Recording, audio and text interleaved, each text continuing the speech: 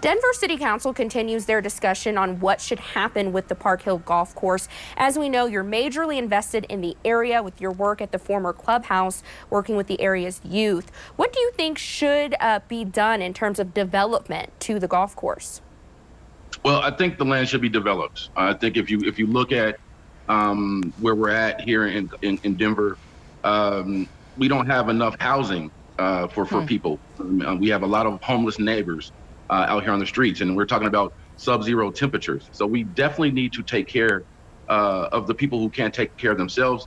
You have 155 acres of land over there that you can do some great things with. So, you know, developing that with houses, with businesses, with things that the neighborhood needs. I mean, there's a food desert in Park Hill. You need a supermarket. You need a lot of different things over there.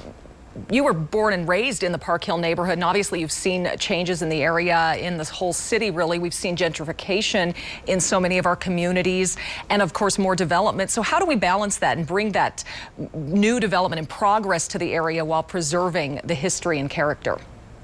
Well, I think that's an important point. I mean, you have a lot of people who are moving here from different areas in the country, and I think preserving some of the history in these neighborhoods. Park Hill was a great place to live. As you mentioned, I grew up there.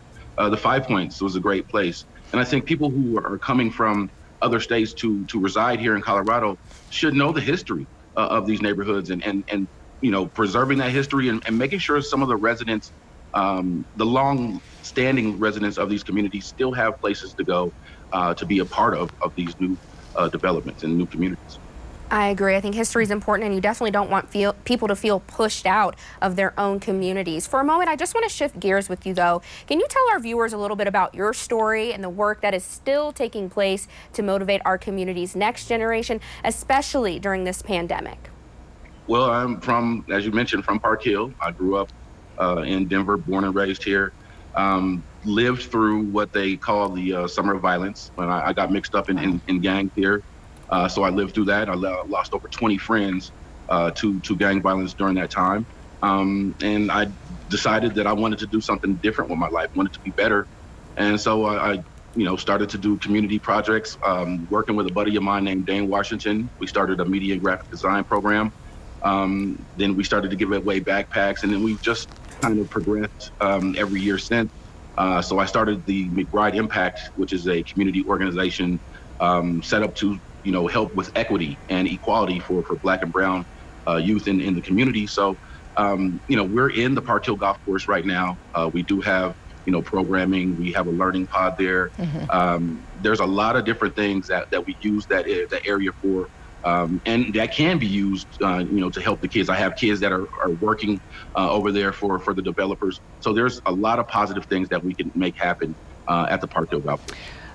Yeah, and we did a story on the Learning Pod there. Amazing work you guys have done with students and education. And I know it's going to be so important as we move past the pandemic to catch kids up from this remote learning year and this strange year. What are your thoughts on helping your community, your kids, keep up and keep motivated? Well, that's a very, very tough question because, as you know, this pandemic, there was no playbook. No one knew what to do. When it comes to these things. So, some of our kids in our community are really, really struggling. I mean, you can reach out to any school in your community and they'll have students that need help. So we really need to, be able to reach those students, get to those kids who need help, and those parents also, because a lot of these parents are working parents that are just trying to make ends meet and provide their families with a better place to live.